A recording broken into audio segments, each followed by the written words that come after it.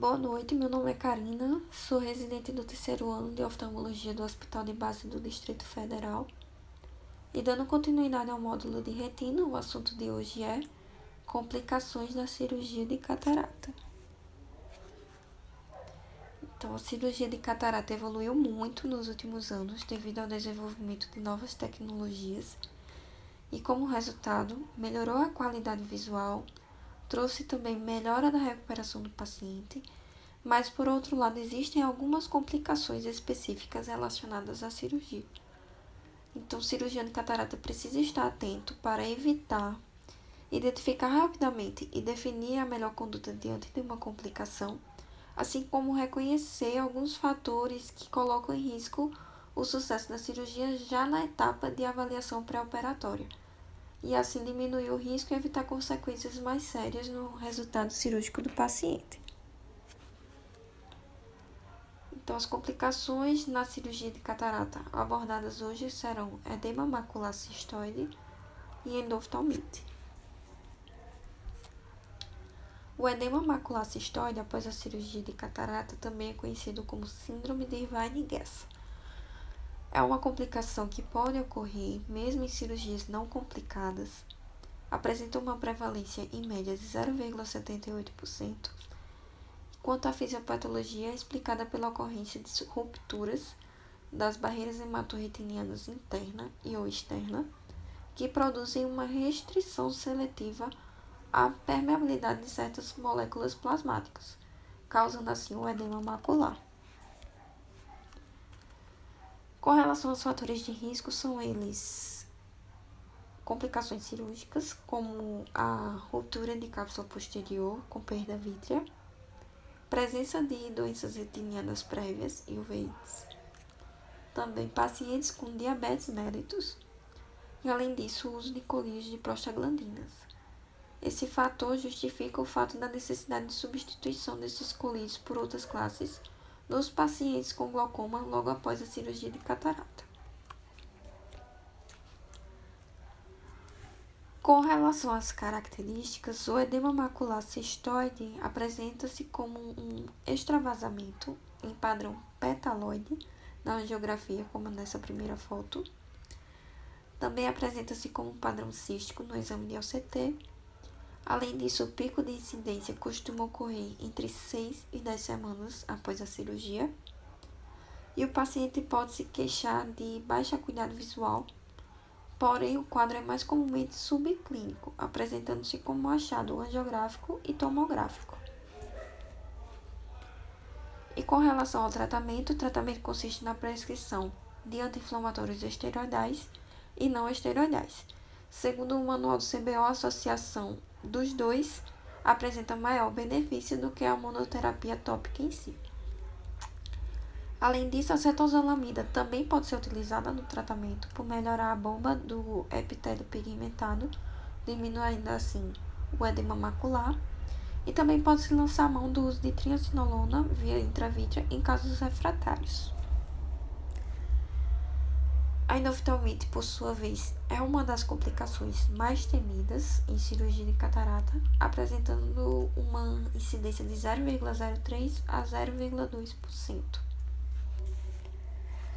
Com relação aos fatores de risco, nós podemos dividi-los basicamente em dois grupos, os relacionados aos pacientes e os relacionados à cirurgia. A respeito dos fatores de risco relacionados ao paciente, nós temos pacientes com idade avançada, pacientes imunocomprometidos ou com doenças sistêmicas, como diabetes, histórico de injeções intravítreas prévias e presença de infecções pré-existentes, como blefarite, conjuntivite e dacrocistite. Por isso, a importância da identificação desses fatores através de uma boa avaliação pré-operatória, a fim de evitar complicações com grande poder de gravidade na cirurgia. A respeito dos fatores de risco relacionados à cirurgia, nós temos presença de SIDL, tempo cirúrgico prolongado, contaminação do material cirúrgico, a ocorrência de ruptura de cápsula posterior durante a cirurgia e implantes de lente intraocular sem uso de injetores, justamente devido ao contato da LIO com a flora bacteriana da superfície ocular externa no momento em que ela é implantada. Com relação à profilaxia, preconiza-se a aplicação de PVPI 5% em conjuntiva e córnea e 10% em região periorbital. Também preconiza-se a esterilização adequada do material cirúrgico e a utilização de campo cirúrgico adequado com isolamento dos cílios e antibiótico intracameral, como o moxifloxacino ou a cefuroxima. Então, o quadro de endoftalmite pode se apresentar de forma aguda ou crônica. E para essas duas formas, existem agentes etiológicos e quadros clínicos diferentes entre os dois. Na forma aguda, os agentes etiológicos mais comuns são o Staphylococcus aureus e o Staphylococcus epidermidis, na grande maioria dos casos.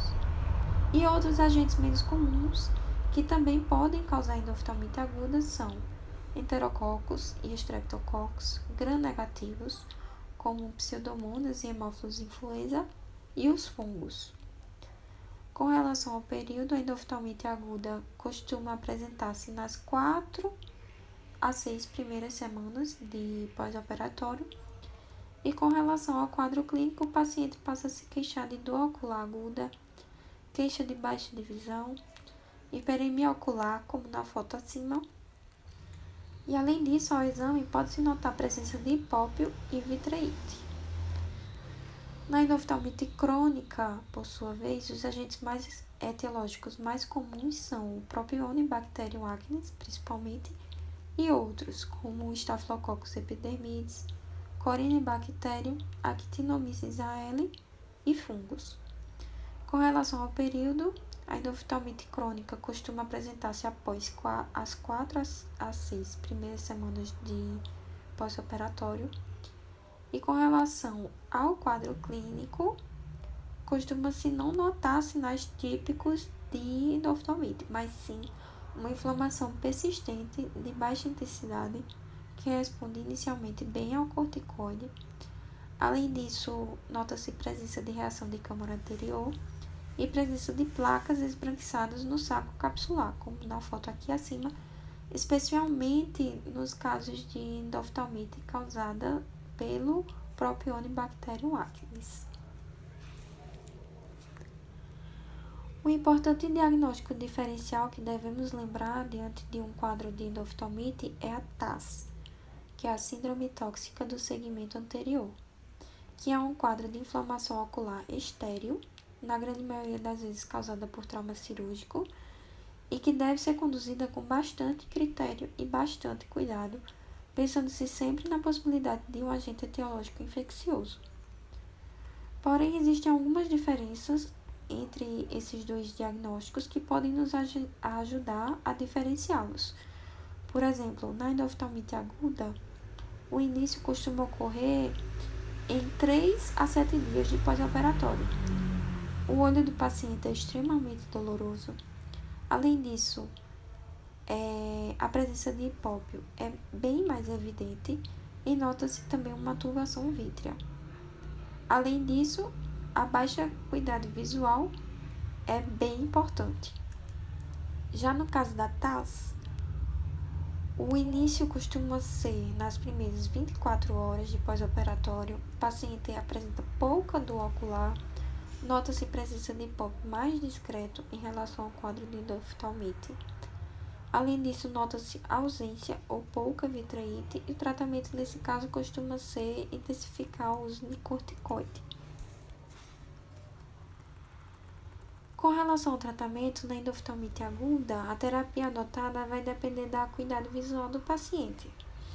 No caso, se o paciente apresentar acuidade visual melhor ou igual a movimento de mãos, o tratamento consiste na administração de antibiótico intravítreo, a vancomicina e ceftazidima, e se houver ausência de resposta, deve-se realizar a vitrectomia. Se o paciente estiver apresentando acuidade visual de percepção luminosa, recomenda-se realizar a vitrectomia associada à administração de antibiótico via intravítrea, vancomicina e ceftazidima. Já na endoftalmite crônica, por sua vez, o tratamento consiste na realização de vitrectomia com administração de antibiótico intravítreo e também deve-se realizar o explante da lente intraocular e a remoção do saco capsular. Aqui estão disponíveis as referências utilizadas para essa aula e obrigada.